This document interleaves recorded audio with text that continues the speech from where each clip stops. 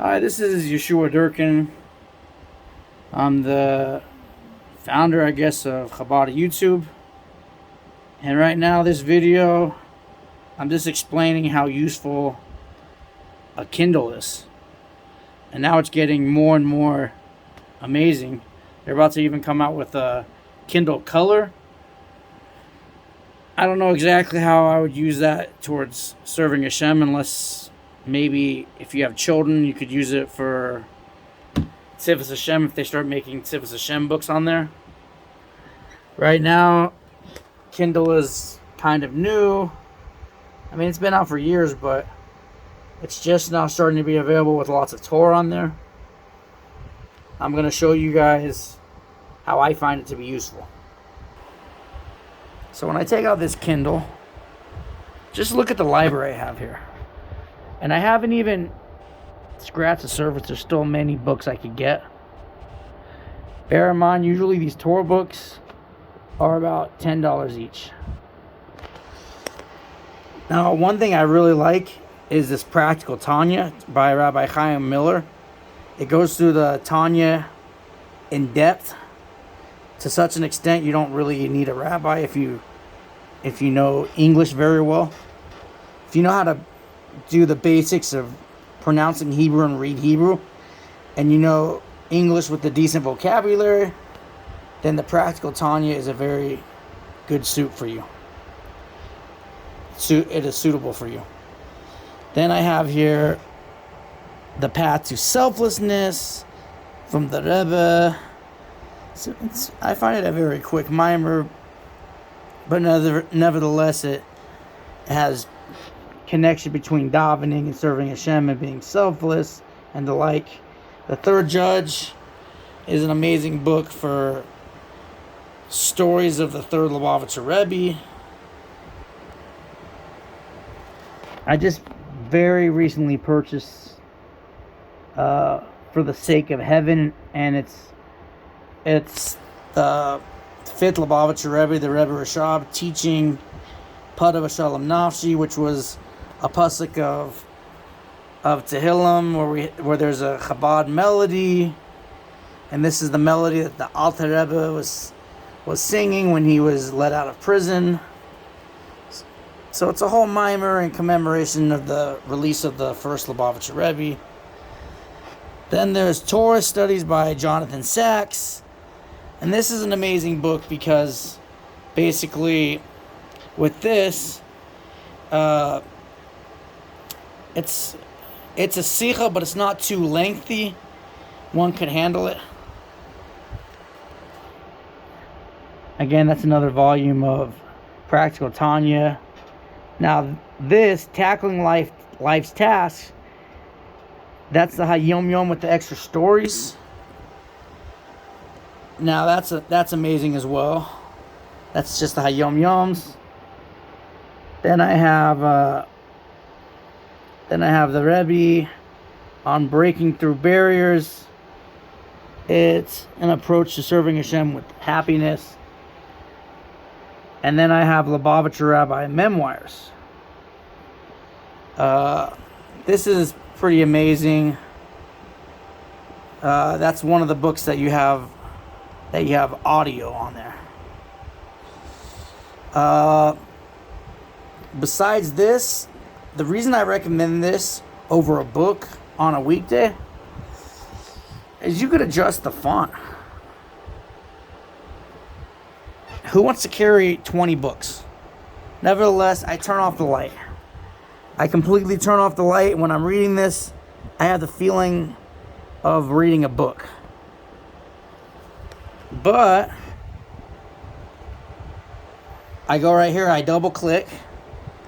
Then I go to that.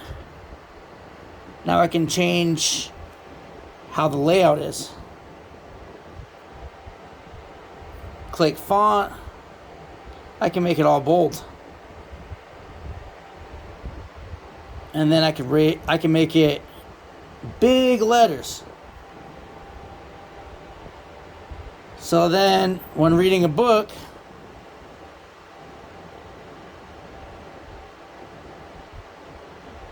it's a lot simpler. Nevertheless, me personally, that doesn't really fly for me. I want to have more words on the page. So I would personally maybe have a little bold and small print.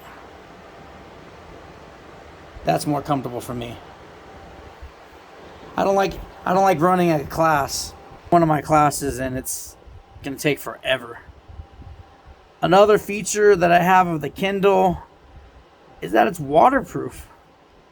Now, I don't know about you, but it's pretty risky to take a book, especially a holy book, near a pool or out in the rain.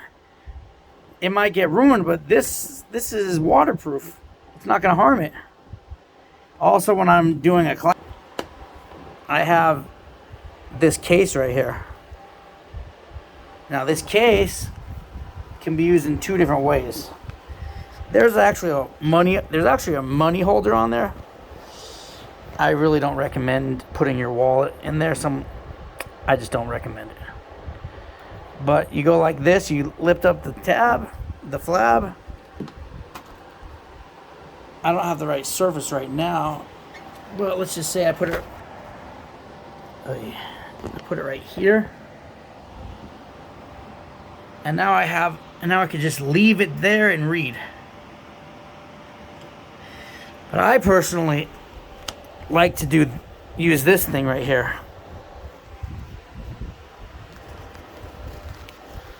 I grab this out here, and then I turn it around. And now I can turn the page. And I'm holding it one-handed as I'm turning the page. Let's talk about other features in here. When I swipe down, I can put I can put a light on. Say I'm like reading in the dark or whatever, right?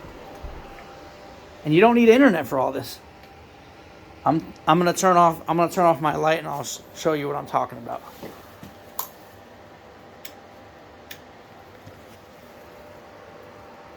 Boom! In the dark, I have this. Now I can even do another mode on here called dark mode. And that's where you have everything black and only the words are white.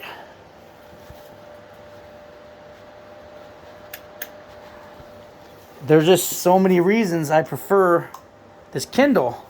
Like with the book, you're not always going to be in the dark. What if you lose power? This thing already, when you charge it, it'll last you weeks. If you lost power and you couldn't see and it was dark, you wouldn't be able to learn Torah at night. Whereas this, we're talking about it's not Shabbos and you lost power. Well, you got a book to read. And that's literally amazing.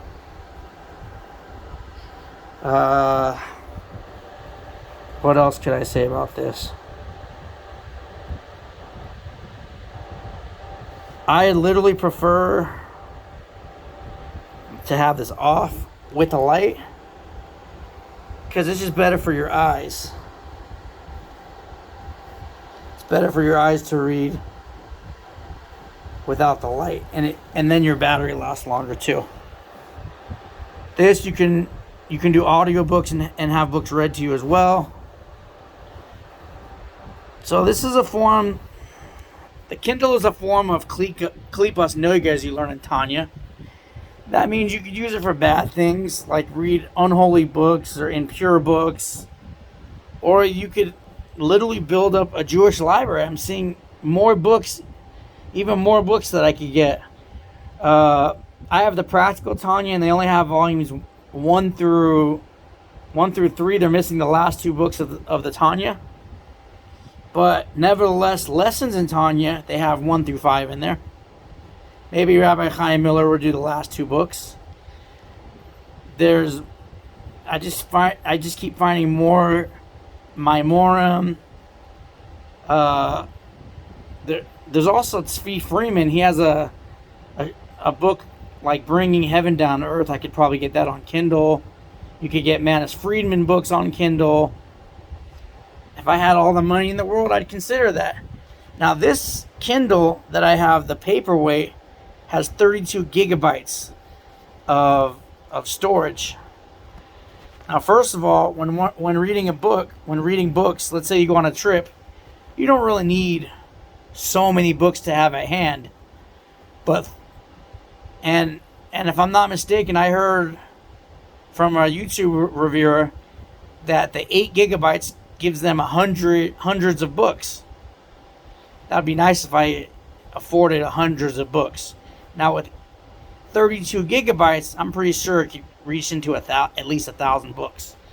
And I'm not even sure if there are 1,000 Kindle books produced yet. But I'm very happy with the fact that there are at least 50, I think there's at least 50 books, maybe 100 on Kindle. And they're going to keep making more and more on Kindle available. Right now I have I have about 12 different types of books. Because remember, if it's Tanya, it's all the same book. If it's lesson, I have lots of Tanya stuff. I still don't have volumes 1, 2, 4, and 5 on lessons in Tanya. I just did what we're holding now because it's only $10. Most of these Jewish books are only $10. $10. And that's my final assessment of this. Pretty much. Yeah, bear in mind there's different levels of Kindle. If you get the one that's too cheap, it won't be waterproof. I don't recommend it. The paperweight, the middle one, is waterproof, but it doesn't have the warming light. Some feature that's better for your eyes. The Oasis was probably the best one, but it's going to cost you more money. Based on what I need, I like to take the middle path, which would be the Kindle paperweight, because it gives me more storage. It's a big enough thing. I got it refurbished for $88, and it's just what I need. When it comes to the lighting, I want to not have any light unless I'm on a plane and it's very dark and I just want it maybe a bigger screen. But in that case, I could just take out a tablet here for the same purpose. If I'm going to be like on an airplane and it's dark, this Samsung tablet would do the same thing, or a laptop.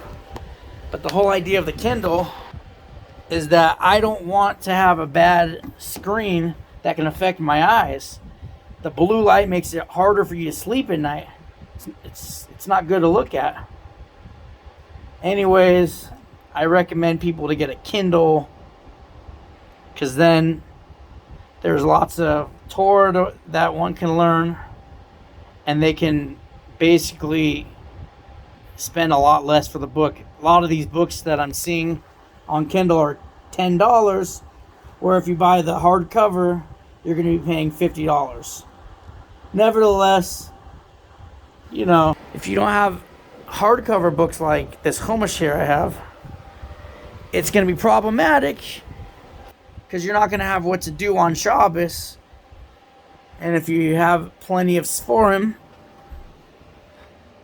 this is my Sforim library. I don't have it very developed, but that's what I have here so far, except for maybe a couple books I could have put away better. Like my Tanya, I'm still in the midst of using it, my Tehillim, my Siddur, but for the most part, books for Shabbos.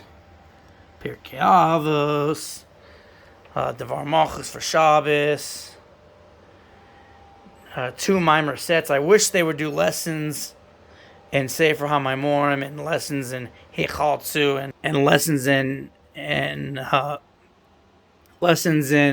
Derech Mitzvah Sechta, but I think it's too cost-worthy, because everybody is going to want each book for $10, and it's either that or they haven't yet done it. See, look, I have Tehillim that I have to put away. I have a few books I got to put away. I strongly recommend get a lesson. Everybody get a Kindle. Get Kindles for weekdays, So those of you that are in New York, when you're traveling on the subway, you can learn lots of Torah with just one simple device. And it's not such a fancy device like an iPhone that people are going to try to rob you. It's just a Kindle.